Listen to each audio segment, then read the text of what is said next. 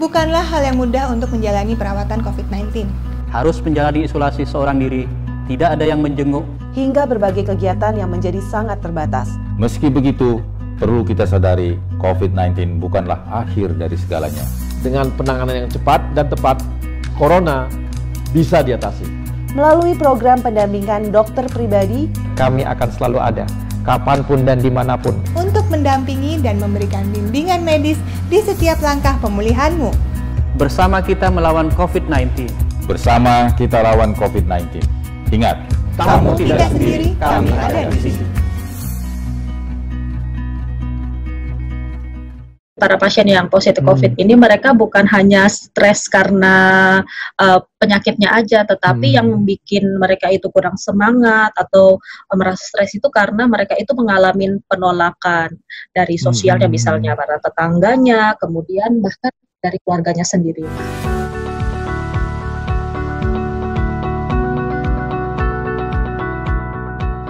Halo semua, perkenalkan saya Dr. Abinoya dari Alo Dokter. Nah, selamat datang di Alo Talk COVID-19. Pada episode perdana kali ini, saya pengen bahas tentang situasi COVID-19 di Indonesia pas sekarang ini PSBB udah mulai dilonggarkan. PSBB atau pembatasan sosial berskala besar, kan awalnya emang dibentuk untuk menekan angka penyebaran COVID-19 di Indonesia. Tujuannya supaya kurva pertambahan kasus pasien COVID-19 bisa dikendalikan, sehingga nggak melebihi kapasitas fasilitas layanan kesehatan yang ada. Tapi, apa betul kurvanya sekarang sudah mulai melandai?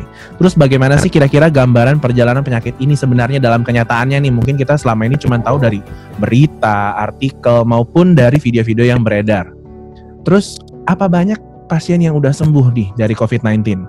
Nah, supaya bisa kita dapat gambaran yang lebih jelas, sekarang saya mau ngundang dokter yang sedang bertugas di Wisma Atlet.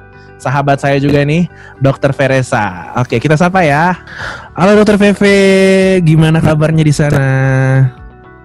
Halo Dr. Abi, kabarnya di sini baik. Bagaimana kabar Dr. Abi sendiri di sana? Ya, di Halo Dokter sibuk sih. Walaupun udah mulai work from home, tapi juga tetap aja kita berusaha terus bagaimana caranya biar bisa mengupdate informasi kesehatan, terutama sekarang yang lagi benar-benar dibutuhkan banget informasinya adalah tentang COVID-19. Nah, mungkin buat yang belum tahu, kalau Dr. Veve ini juga termasuk salah satu dokter yang bermitra dan bekerja juga untuk Alo Dokter. Tapi sekarang dia sedang menjadi relawan di Rumah Sakit Darurat COVID-19 di Wisma Atlet. Nah, Dr. Veve boleh nggak dikasih gambaran gimana keadaan di sana yang sebenarnya supaya semua yang lagi nonton, yang lagi dengerin ini bisa tahu lebih jelasnya gitu, kayak apa sih, bisa bayangin gitu. Baik, saya pertama perkenalkan diri dulu. Saya Dr. Veresa. Sebenarnya di sini saya dokter relawan dari ID. Sekarang ini sebenarnya saya lagi dalam masa karantina. Jadi saya mengikuti gelombang pertama saya di sini, yaitu saya mengikuti masa tugas selama 14 hari kerja dan kemudian 14 hari karantina. Nah, karena di sini diberlakukan PSBB dan semua penerbangan juga tutup, jadi saya juga memutuskan untuk melanjutkan masa tugas di gelombang yang baru, dikarenakan juga kebutuhan tenaga medis juga di sini terus meningkat. Begitu. Oke, nah mungkin bisa dikasih gambaran juga nih buat teman-teman yang mungkin belum tahu, kira-kira pasiennya sendiri di sana gimana? Apakah banyak atau seberapa sibuk atau seberapa hektik sih kondisi di sana? Baik, untuk di RSDC sendiri, untuk di Wisma Atlet sendiri, saya akan menceritakan secara umum. Nah, ada beberapa kriteria yang akan masuk di yang bisa dirawat di Wisma Atlet sendiri itu. Pertama, syarat pertama itu adalah pasien itu harus mandiri, dalam artian bisa makan sendiri dan mengurus segala sesuatunya itu tuh sendiri. Dan kriteria lainnya adalah pasien itu dengan gejala ringan sampai sedang. Jadi kalau misalkan ada pasien dengan gejala yang lebih berat atau mempunyai komorbid, itu tidak bisa dirawat. Karena RSDC sendiri pun sebenarnya adalah Wisma Atlet itu diperuntukkan untuk wisma yang menampung para atlet seperti itu, dan bukan disetting sebagai seperti rumah sakit. Jadi untuk seperti kayak tiang infus di dalam kamar itu sebenarnya nggak ada. Jadi tempat tinggal pasiennya sendiri itu kan kita kan dibagi beberapa tower nih. Jadi ada tower khusus tempat tinggal untuk tenaga medis, ada tempat tinggal untuk perawatan sendiri, dan itu kan semuanya tempat tinggalnya itu kan kamar-kamarnya itu semuanya tuh sama. Jadi ruangannya pun semuanya sama. Jadi di dalam kamar pasien sendiri itu pun tidak ada seperti perawatan yang di dalam rumah sakit. Jadi makanya di sini kriterianya itu adalah pasien itu harus mandiri dan tidak memerlukan perawatan khusus, misalnya seperti infus, kemudian perawatan obat-obatan yang lain, misalnya seperti ada membutuhkan injeksi, seperti itu. Oke, jadi memang karena sifatnya adalah rumah sakit darurat, jadi istilahnya bukan benar-benar rumah sakit yang dibuat untuk melayani pasien rawat inap dalam jangka panjang gitu ya. Jadi emang cuman pasien-pasien yang masih dalam kategori mandiri dengan keluhan-keluhan yang ringan sampai sedang gitu ya. Betul. Jadi kami di sini untuk membantu pasien itu supaya diisolasi, supaya memutus untuk rantai penularannya. Mungkin kan juga ada kan kalau misalkan ada pasien kita suruh isolasi mandiri di rumah tapi ada yang bisa keluar seperti itu. Tapi kan kalau misalkan di sini kan kita benar-benar isolasi dan membutuhkan, dan memang benar-benar kita memberikan perawatan COVID-nya itu sendiri. Jadi misalkan seperti screening awal seperti rapid test, kemudian swab, kemudian jika terkonfirmasi positif COVID itu, jadi kita akan memberikan juga mereka itu terapi COVID-nya itu seperti apa. Dan kalau misalkan ada gejala-gejala perburukan seperti lainnya, kita bisa rujuk atau kita konsulkan ke beberapa spesialis yang juga jadi yang bertugas di Wisma Atlet itu sendiri. Oke, jadi sebenarnya cukup cukup menyeluruh juga yang layanan yang diberikan oleh rumah sakit darurat ini, walaupun sifatnya darurat tapi layanannya tetap maksimal ya. Betul. Jadi di Wisma Atlet sendiri juga kan kita dibagi beberapa tempat perawatan. Misalnya ada terdapat IGD, ICU, kemudian ada lab, kemudian terdapat ronsen juga, dan terdapat ICU on progress. Nah, ada juga di sini itu ruang perawatannya tuh khusus untuk pasien COVID sendiri dan dipisah dengan dipisah juga towernya itu dengan tempat tinggal para tenaga medis. Oke. Nah, untuk kondisi yang pasien yang di sana kan katanya tadi untuk pasien yang tergolong ringan sampai sedang. Berarti kalau misalkan ada pasien-pasien yang COVID, kemudian ternyata ketahuan ada penyakit penyertanya juga atau kondisinya memberat, itu akan jalurnya akan diapakan gitu? Jadi pertama kan kita kan ada triasenya. Jadi beberapa pasien itu ada yang datang sendiri dan juga ada yang sudah membawa rujukan. Jadi kita screening dulu. Ya betul. Jadi kita lihat dulu, kita periksa dulu pasiennya itu secara umum melalui anamnesis ya. Jadi kita tanya dulu apakah misalkan nih ada pasien nih datang sendiri sudah membawa surat nih, saya sudah dilakukan rapid atau sudah dilakukan PCR.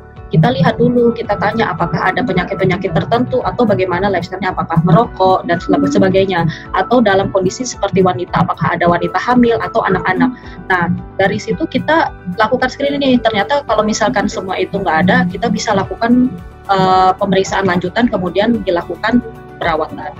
Nah, kemudian jika ada pasien tertentu dengan misalkan ini ada komorbid atau dia mempunyai faktor resiko tertentu kayak gitu, itu kita bisa melakukan rujukan itu atau kita melakukan rujukan seperti itu. Tapi kebanyakan sih dilakukan di triase itu. Jadi benar-benar bagaimana pasien itu dapat dirawat di Wisma Atlet sendiri itu yang melalui triase itu sendiri.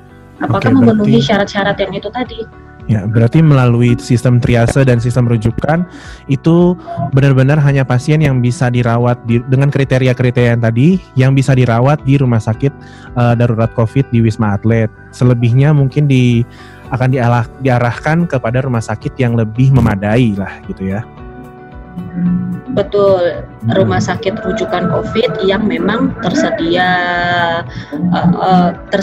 perawatan tertentu, misalnya seperti ventilator atau membutuhkan kalau misalkan nih pasien yang membutuhkan perawatan khusus lainnya seperti itu. Nah, Dokter Vivi mungkin boleh diceritain kira-kira ada nggak kejadian-kejadian yang di sana dan mungkin bisa mempengaruhi pengobatan pasien karena ketidakjujuran pasien terhadap riwayat kesehatannya. Untuk pasien yang tidak jujur sendiri itu sama tenaga medis itu cukup banyak ya, terutama yang memiliki riwayat penyakit tertentu atau memiliki kontak dengan pasien, sehingga pasien tersebut setelah dilakukan perawatan, contohnya pasien memiliki riwayat penyakit hipertensi, tapi tidak pernah tidak pernah menceritakan perjalanan penyakit sebelumnya seperti apa atau riwayat minum obatnya itu seperti apa. Setelah kita tensi, ternyata pasien tersebut memiliki tensi yang tinggi sehingga membutuhkan beberapa perawatan tertentu atau membutuhkan terapi tertentu. Atau juga ada pasien juga yang memiliki kontak erat dengan penderita COVID atau sudah melakukan perjalanan kemana saja, kayak gitu. Itu kan sangat membahayakan masyarakat yang umumnya yang pernah kontak dengan pasien tersebut atau memiliki rantai penularan yang cukup signifikan ya.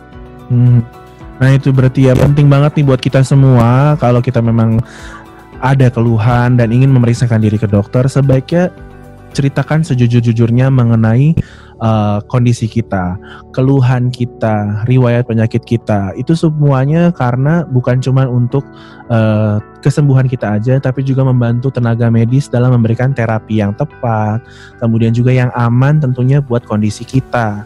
Dan juga penting supaya tidak menjadi jalur penyebaran COVID-19 ini semakin luas lagi. Gitu ya Dokter Feve ya? Betul Dokter Abi. Oke, nah berikutnya mungkin bisa dikasih gambaran nggak kira-kira klaster penularan apa sih atau dari kelompok komunitas apa yang sering kali ditemukan di Wisma Atlet, jumlah kasusnya itu lebih besar gitu? Jadi untuk klaster sendiri kita di sini tidak ada yang dikhususkan beberapa klaster karena pasiennya itu bervariasi dan juga datangnya itu tidak dalam satu klaster yang sama. Nah, paling yang banyak di sini yang menjadi perhatian itu adalah pada pekerja yang contohnya di kayak pelayaran seperti itu, atau pada para anak buah kapal seperti itu. Itu tadi mungkin gambaran dari kasus klaster-klaster penularan yang sering ditemukan, memang cukup bervariasi ternyata ya Dok ya.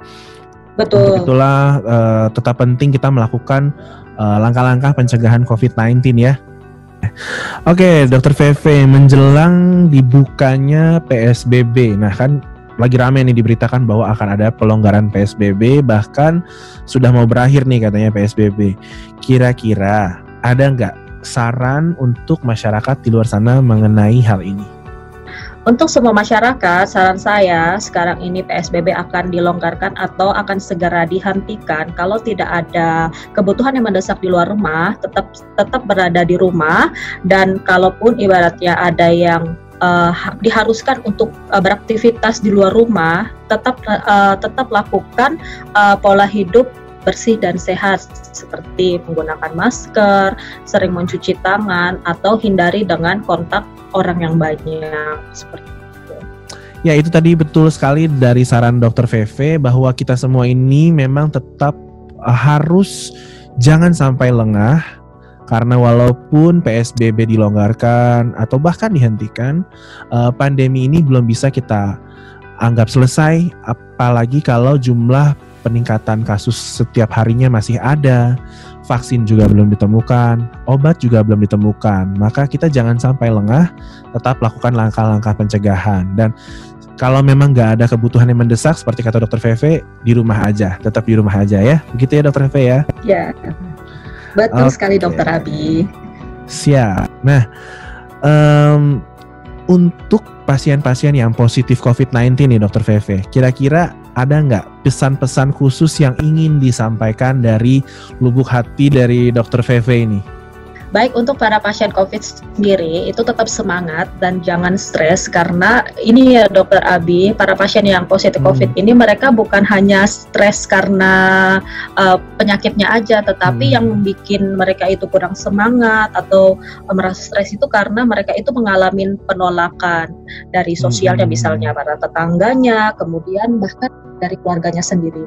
Nah, untuk itu saya mengajak kepada masyarakat di luar sana untuk memberikan dukungan kepada para pasien COVID ini, sehingga jangan memberikan stigma-stigma yang negatif atau memberikan penolakan yang secara berlebihan kepada mereka, karena kondisi-kondisi seperti inilah yang justru itu memperburuk keadaan pasien-pasien ini sendiri, dan yang terburuknya lagi adalah membuat pasien itu tidak jujur dengan kondisinya itu. Misalnya tuh pasiennya sudah dinyatakan positif tetapi dia tidak jujur, sehingga itu akan memperburuk keadaan di sekitar kita. Kemudian saya mengajak untuk memberikan dukungan supaya juga pasien-pasien ini cepat pulih kondisinya, sehingga kita bersama-sama untuk melawan COVID ini supaya ini cepat berakhir. Begitu aja Dokter Abi. Baik, betul. Hati yang gembira adalah obat ya Dokter Feve ya. Ya betul. Ya, jadi kita semua harapannya bisa saling bahu-membahu, dukung, dan jangan memberikan pandangan negatif apalagi stigma terhadap pasien-pasien COVID-19. Cukup mereka mengalami penyakit itu aja udah merupakan beban tersendiri, tidak perlu lagi kita tambahkan dengan pandangan negatif gitu ya. Selain juga tidak bermanfaat, juga justru bisa memperberat kondisi mereka. Nah, dengan kita memberikan dukungan, setidaknya beban mental mereka untuk siap kembali ke masyarakat itu bisa dikurangi, sehingga ketika mereka dalam perawatan COVID-19 ini, mereka juga punya semangat untuk ingin kembali sembuh, kembali ke keluarga, kembali ke masyarakat. Nah, sebelum saya tutup, saya mau ada pengumuman sedikit nih buat semua pasien COVID-19 di seluruh Indonesia. Saat ini Alo Dokter bekerja sama dengan Kementerian Kesehatan Republik Indonesia memberikan pendampingan dokter pribadi untuk seluruh pasien COVID-19 secara gratis. Nah, bimbingan dokter pribadi ini juga didukung dengan layanan chat bersama dokter spesialis seperti dokter spesialis THT, dokter spesialis paru, spesialis penyakit dalam, bahkan sampai psikolog dan psikiater. Nah, dokter-dokter tersebut akan membimbing semua pasien dalam merawat dan memantau kondisi kesehatan selama masa pemulihan dan juga masa isolasi, termasuk yang sedang isolasi mandiri. Mungkin kan ada sedikit bingung mau tanya tentang COVID-19 ini kepada siapa, karena tidak selalu ada dokter di sebelahnya. Nah, melalui pendampingan dokter pribadi ini diharapkan pemulihan bisa berjalan lebih baik, lebih efektif, dan juga bisa lebih cepat terjadi.